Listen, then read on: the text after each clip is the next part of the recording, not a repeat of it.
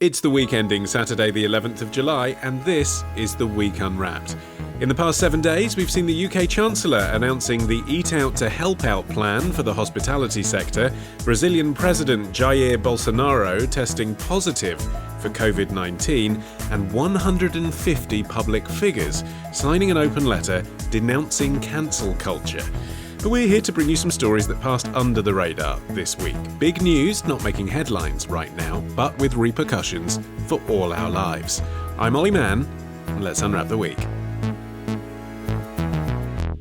And joining me today from the Week's digital team is Kari Wilkin and Joe Evans, and from the Week US, it's Jessica Hullinger. And Jess, you're up first. What do you think this week should be remembered for? A big breakthrough in the HIV/AIDS epidemic. PrEP is an HIV prevention option that works by taking one pill every day. PrEP stands for pre-exposure prophylaxis. When taken every day, PrEP can provide a high level of protection against HIV and is even more effective when it is combined with condoms and other prevention tools. People who use PrEP should take the medicine every day and return to their healthcare provider every 3 months for follow-up and prescription refills. From the Centers for Disease Control and Prevention, that was a YouTube video called What is PrEP? Well, Jessica, that's what PrEP was, I guess. But moving forwards, it might no longer be in the form of a daily pill. Is that right? Right. So the news this week is that researchers have announced the discovery of a new injectable drug that's extremely effective at preventing HIV infection. And it's also a PrEP drug. It essentially enters your bloodstream and prevents the virus from taking hold in your body if you're exposed to it.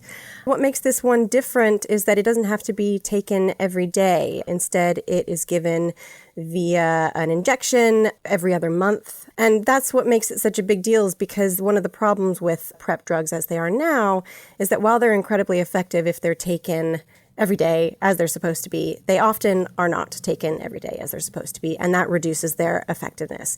And so the research shows that this drug is actually 65% more effective than its rivals in trials because it is more likely to be taken as instructed.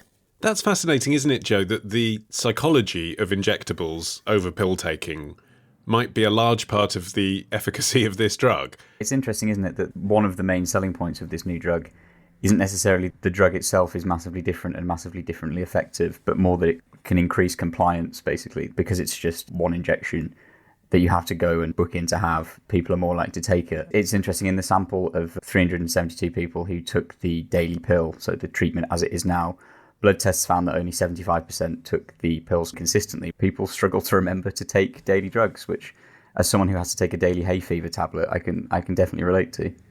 Maybe that's more relevant, Kari, in other parts of the world where culturally talking about HIV is a problem, never mind treating it.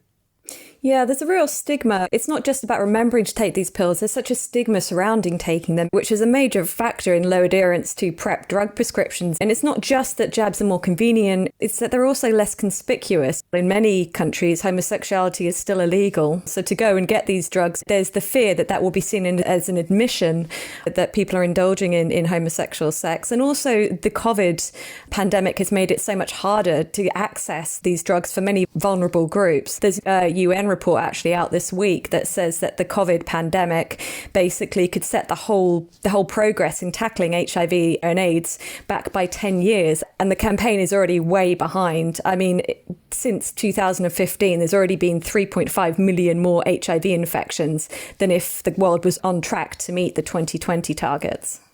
And Jessica, will this drug be available to some of those people on the African continent? When is it getting rolled out? Yeah, that's a good question. One I don't know that anybody knows the answer to yet because it hasn't been approved yet for use. This is only the first trial. There needs to be additional research, but the hope would be that it would be rolled out widely and be easily accessible. And also, of course, one of the big problems to accessibility has been the price of these drugs. There are 2 drugs on the market currently. They are owned by the same company. These drugs have a very, very high price tag, especially in the States, where it can cost up to like $20,000 a year just to take these drugs regularly as instructed. And so that's one of the main barriers to people taking them is the cost, especially in the developed world in America. The price tag makes it very hard for the people who need these drugs the most and the people who are probably most vulnerable to HIV infection to actually get their hands on them. This drug being manufactured by a different company, it's GlaxoSmithKline, isn't it? Will that bring the cost of the preventative drugs down in the US, do you think? So that's the hope.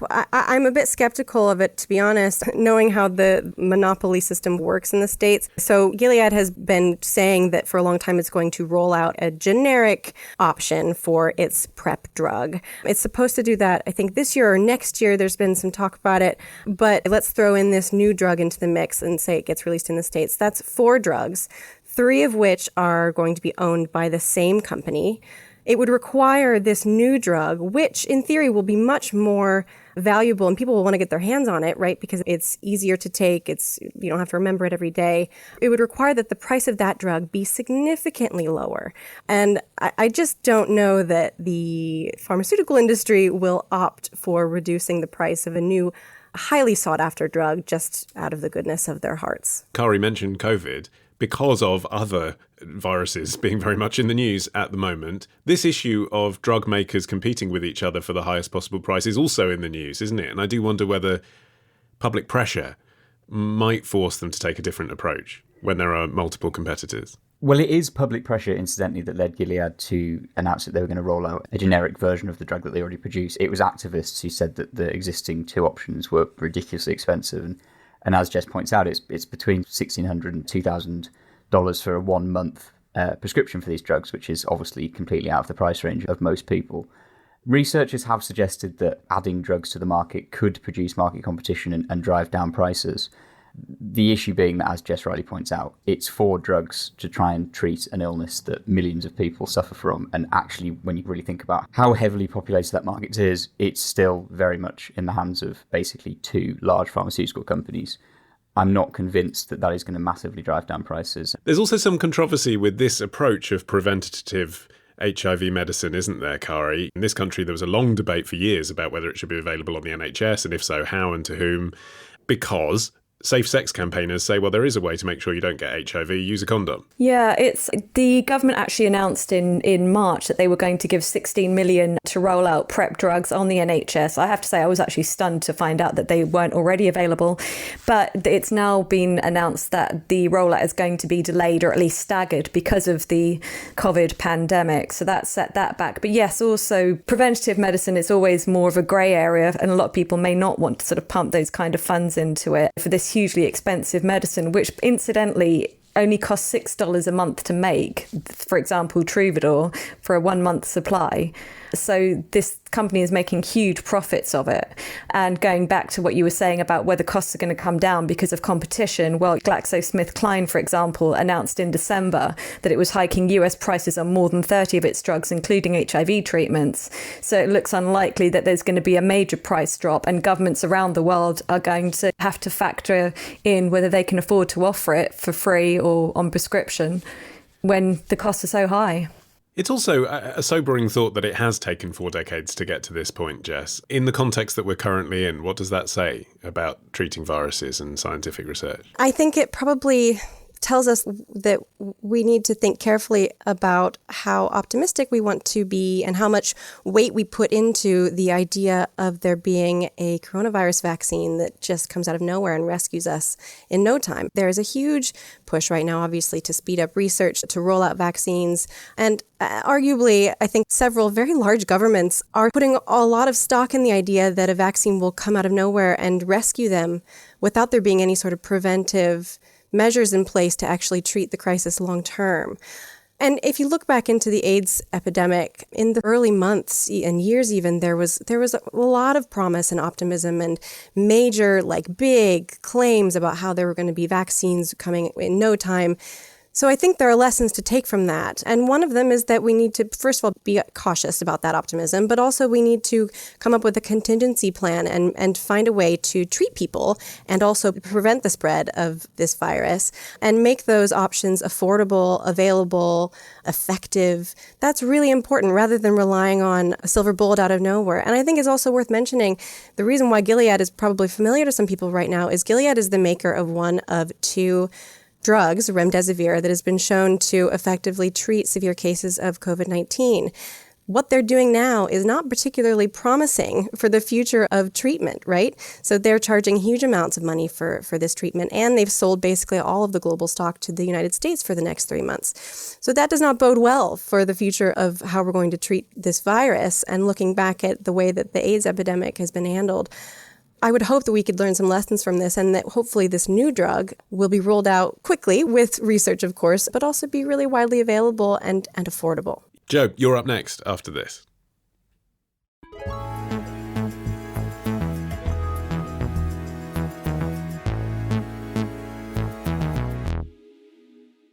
Okay, Joe, your turn. What do you think this week will be remembered for? Is this the week that political campaigning entered the realm of psychological warfare? Why do you think you're losing, Donald? Because some people don't love me, maybe. It's because you've got a loyalty problem. Loyalty problem. They're in your campaign. They're in your campaign. Your White House. Your White House. In Congress. In Congress. Even your own family. Your own family.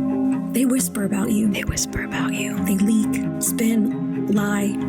They tell the media they're smart and you're out of control. And you're out of control. That you can't focus. Can't focus. That you're mentally and physically weak. Physically weak. That you hide in your bunker. Scared and shaky. A video from the Lincoln Project called Whispers. Joe, what was the point of that? So a Republican anti-Trump campaign has released this video, which you've just heard, the slightly creepy whispered video that basically tells Trump that people all around him are whispering about him, that he has a loyalty problem.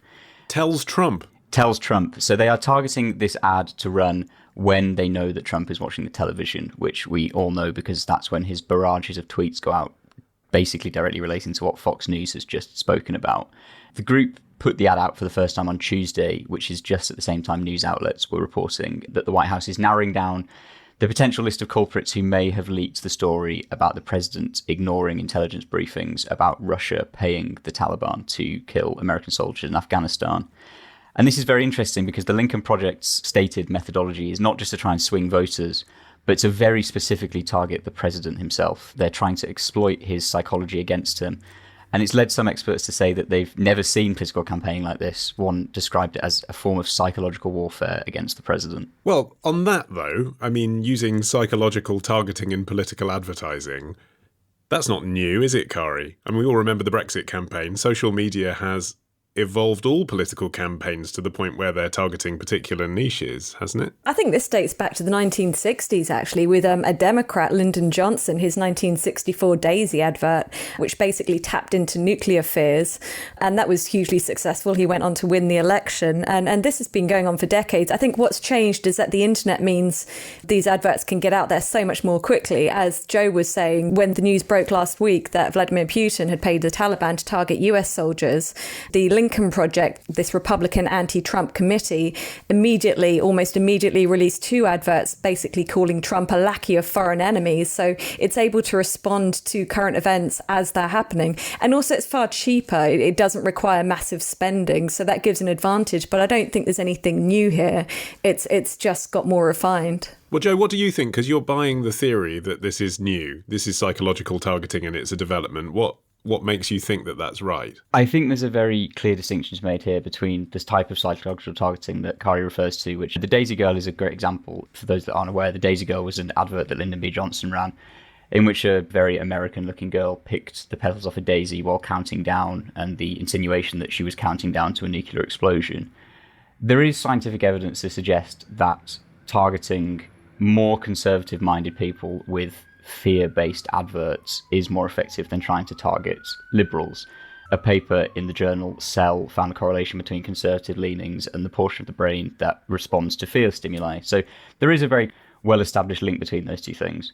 Where this is very different is that Lyndon B. Johnson was not deliberately targeting the psyche of one man. And the Lincoln Project and one of its founders, George Conway, says specifically they are going for the Trump's psyche.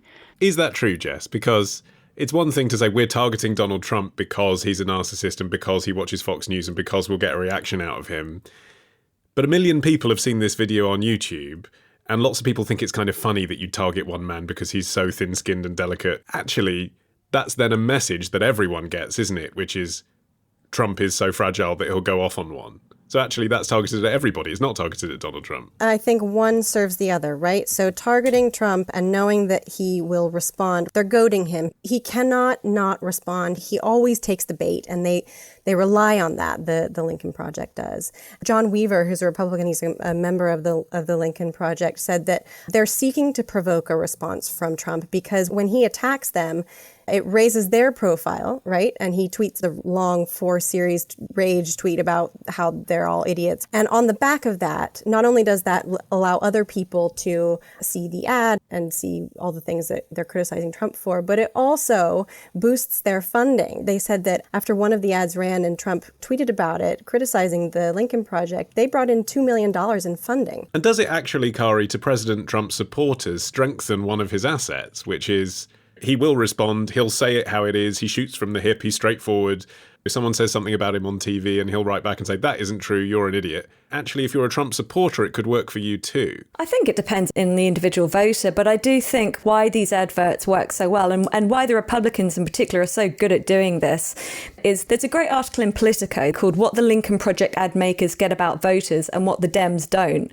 And the author argues that basically these adverts pack an emotional punch using imagery designed to provoke anxiety, anger and fear, aimed at the very voters who were driven to Trump by those same feelings in 2016. So I think they've just found a way to turn those emotions very cleverly that originally got Trump into power to actually begin using them against him. I would also say that I don't necessarily think that these ads are targeting Trump's main base of supporters, the people who will stand by him no matter what. They're targeting the Republicans and conservatives that may be slightly leaning towards the middle. These are people who in 2016, maybe they voted for Trump because they just couldn't stomach voting for Hillary Clinton, or they were on the fence. These are the people that Trump is going to have to win this year in order for him to beat Joe Biden. It's the swing voters. It's the people who maybe gave him a vote just to see what would happen.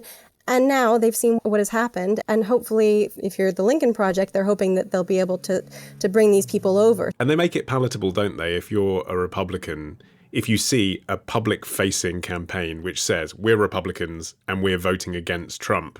I saw last week there was a group of 43 ex-George W. Bush staffers who have launched a similar campaign trying to mobilize Republicans to vote for Biden. If you're a Republican and you see an ad from the Democrats, unfortunately, your knee-jerk reaction is going to be, I'm not going to listen to anything this says because I hate the Democrats. Whereas I think if you are a Republican and you see an ad coming from fellow Republicans, very powerful fellow Republicans from various former administrations saying, our current Republican leader isn't working for us, and here's why. I think that's much more persuasive. That's what makes this so unique, is that this is unique to Trump specifically. That I don't know that there's been a time when the Republican Party or any party has been so divided on the candidate that leads the party. That really is the shape of the election going into 2020, is whether or not the Republican Party is going to say, we're going to stick with this guy. So yeah, an ad and a campaign coming from fellow Republicans, yeah, it's much more persuasive if you are a Republican. Yeah, it gives you a get-out clause, doesn't it? Basically, you can vote for the other side, but you're doing it for your party's good, for the long-term good, so you don't have to feel that you've abandoned the Republicans completely. Joe? To speak to your point about whether or not this is actually targeting the right kind of people, I think is interesting, because actually we're understating the extent to which it is. Research by the Pew Research Center has found that the segment of Trump's voter base from 2016 that is breaking ranks or suggesting they're going to break ranks this year is working class people under the age of 40, predominantly white. Now, when the Pew Research Center asks why they're breaking ranks with Trump, the main reasons they give are not competence-based or policy-based. It's that they formed a negative assessment of his character, very specifically his character. Now, any campaign that can force the president to act even more unstably and even more irresponsibly than he already does is going to form more people in that very key voter demographic to form a similarly or even worse, assessment of his character. And I think that's the way you have to fight this election from the Lincoln Project's perspective. The Lincoln Project have endorsed Biden, but they are not going to start endorsing Democrat policy, and they're not going to start endorsing things like universal healthcare. What they can do, however, is attack the president on grounds that they know work with his voter base that doesn't force them to compromise their ideological positions. Attacking him in such a way that forces him to damage his own credibility among those voters, I think is actually incredibly smart and is a very, very good way of avoiding them having to sell out ideological positions while simultaneously trying to save the country, as they would say it, and save their party. Just to UK ears, it's kind of interesting that this is all still playing out on telly, because we have different rules here, don't we, about broadcasting campaign ads than in the United States, which spends the most in the whole world on this kind of thing. Even in the internet world, it's all about TV campaign ads. Why is that? The obvious reason is that the people who watch cable TV news shows, they also vote. They take their opinions from what they see on TV and they run with it. Yes, Trump watches Fox News and watches these ads, and that's how they're targeting him. But they also have a huge footprint on social media. They go viral online, these Lincoln Project ads. I think it's interesting that they've managed to take Trump's chosen platform, which is Twitter, and turn it against him. And I think he brings it on himself. I mean, he has so much of his presidency is sound bites. It's political stunts that are kind of relatively meaningless, but they play well when you put them on social media. And it's made it really easy for campaigns like the Lincoln Project to use that stuff against him. I was actually looking at their spending just to sort of see how low it was, how they've managed to keep it so low. And as at the end of June, they'd spent $2.75 million on TV ads, which in the great scheme of things is very low, but also $1.2 million on Facebook ads. That's almost half as much as their TV spend is going on Facebook. So clearly they do recognise this strength of social media. OK, Joe, this is interesting, but why is it your story of the week? Where do you think this is going? Well, I think to speak to your point about whether or not this is bullying is an interesting one. This is Trump, and no one's going to jump on the bandwagon to defend him. But it is essentially psychological targeting of a man in his 70s who we know has a paranoid personality. Whether or not you think that's a problem, I guess, depends on what you think about sort of dirty politics. I'm not convinced that, for example, someone like Theresa May, who we know from senior aides around her did struggle with the pressure of being Prime Minister, would have necessarily responded very well to targeted adverts that were deliberately placed under her nose to make her actions more irrational or more unstable, or to attack her mental state. And I think it's very difficult to argue that that doesn't have ramifications for the way that we do politics more widely. Yeah, you couldn't imagine Ken Clarke doing a whispering campaign video against her either. OK, Kari, you're up next after this.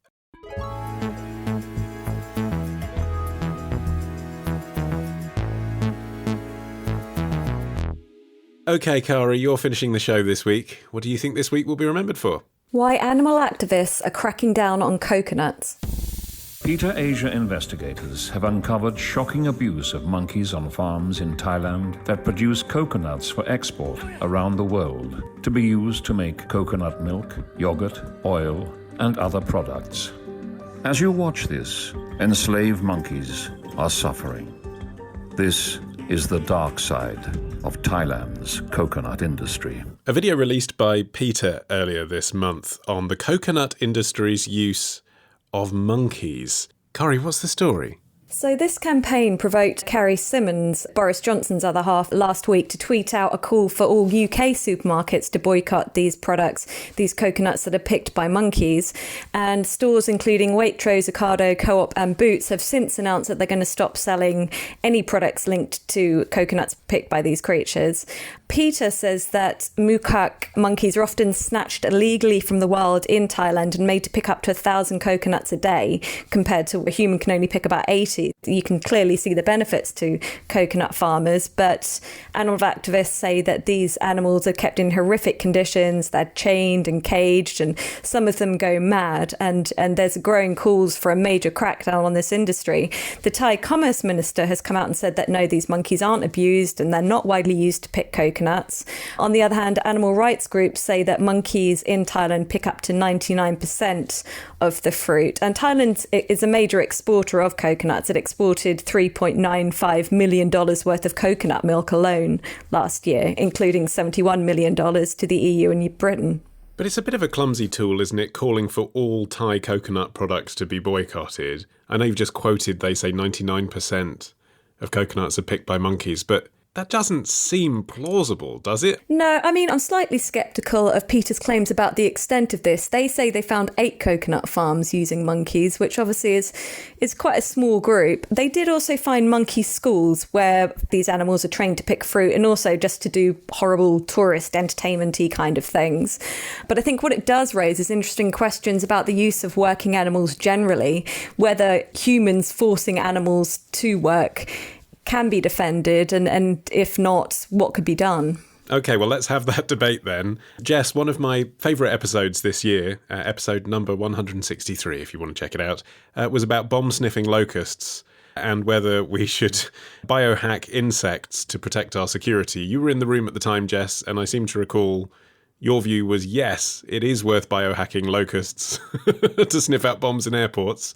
So what's your view on monkeys picking coconuts? My view on monkeys picking coconuts is very different than my view on locusts sniffing out stuff in airports. I gave this a lot of thought, and it's obviously a really difficult topic to talk about because we've been using animals to help us in various ways for thousands and thousands of years. Horses were trained to work on farms, and then today we have dogs that sniff out bombs, and we have various like military dolphins and all of that stuff. So I think there are various degrees to which animals can help humans progress. And I think that that's worth considering, and we cannot underestimate the advances that have been made using animals. And it doesn't mean that it's all been good, but I think it is worth recognizing that.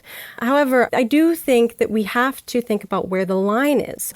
When is it okay to bring an animal in, to essentially employ them to use whatever skills or attributes they have to do something for humans? And with bomb-sniffing locusts, I think if they're doing something that will advance science, that could possibly save human lives, that is potentially acceptable to me. Also, you would want to reduce the harm that's caused to the animal, hopefully make sure they are not in any pain. So those are considerations, obviously, to take. With monkeys, there was another story in Myanmar about the logging elephants that are being retired because the demand for logging is no longer there. With animals like this, you have to think, okay, why are they doing this? It's because it's cheap and because they don't have to use human labor, they don't have to pay these animals to do these things that they're doing. And obviously, a lot of these animals are horribly abused. So I don't think it's black and white. I don't think it's we either use animals or we don't, and that there's a strict ethical line down the middle. Well, this is it, Joe, isn't it? I mean, Peter's view, of course, is always going to be let's ban all tests on animals, even if it's something that advances human security, etc., as Jess was just outlining, because that's their view. They believe in ethical treatment. But also, I suppose their view is any animals held in captivity for this kind of purpose is unethical in the first place. But surely there are safeguards. Presumably there are farms in Thailand that treat the monkeys well, where you wouldn't be able to put together these emotional videos and say, look at these poor creatures. So I can't speak necessarily to the monkey example, but I can speak to the elephant example in Thailand specifically. I've travelled through Thailand and went to somewhere called Chiang Mai. I saw the monkey schools on the side of the road, and I can confirm that they are absolutely horrible and that the monkeys are sort of dragged out of 3x3 foot metal cages and made to dance in little silly outfits. And they are really horrible. There are also very ethical sanctuaries for example, elephants in Chiang Mai. They're essentially retirement homes for rescued elephants. But I think to speak to the point about sort of animals and their involvement in sort of human advancement, I couldn't help but think about it in the context of the coronavirus vaccine debate. We're currently living in a time where we desperately need a vaccine, and animal tests are a key part of the development of a vaccine. Global regulators had a workshop, and one of the outcomes of that was that any SARS-CoV-2 vaccine, the complicated scientific formulaic name, had to have data obtained from animals before it could progress to human testing. In that case, bar people like Peter, who obviously are on the fringe of the animal rights debate in that they are kind of a group that advocates for very strong animal rights protections, I think you'd be hard pushed to find anybody that didn't think that animal testing coronavirus vaccines was fine, because 500,000 people around the world have died, and obviously we need to find a vaccine. I'm very aware that I'm creating a sort of hierarchy of life by saying that, but I do just think in that case it makes sense to use animals because there is a sort of human benefit to be gained. I think that hierarchy of life is a really key point to this whole argument. The global animal workforce is estimated to be about 300 million. They're relied on by more than 600 million of the world's poorest people for their livelihoods. So it's all very well for people in the West to say, oh, it's cruel and that. But to actually ban that kind of use, horrific as it often may be, could cause untold human suffering. Also, who's going to pick the coconuts? I mean, presumably you could end up with humans being exploited, not monkeys. And also, maybe it's down to us to pay more for the coconuts. It's a huge market, but the Thai farmers only get a fraction of the money. So, of course, they're trying to keep their costs down. And it so often comes down to the fact that the humans are being underpaid or abused, if you will, in an economic sort of way that causes this. Then that trickles down to suffering for the animals. And also tradition. I mean, that's another thing you hinted at, Jess. But presumably Thai farmers have been training up monkeys to get coconuts for hundreds of years. This must not be a new innovation. And in that sense, is it any different to using pigs to find truffles? I don't think that just because something is tradition means that it's okay or that we should keep doing it. I also think we have to talk about what the tradition has actually done to the system. The longer something is in place, the harder it is to reverse it. And this, I mentioned the elephants in Myanmar. So this is a practice that's been done for a really long time. And now the logging industry is in decline and they're no longer necessarily in need of these elephants. And so there are all these elephants that have been tamed and trained to work for humans that now are essentially out of work. And we're talking thousands of elephants. The government body alone that's trying to find ways to support these elephants so that they don't end up just being slaughtered basically or sent abroad.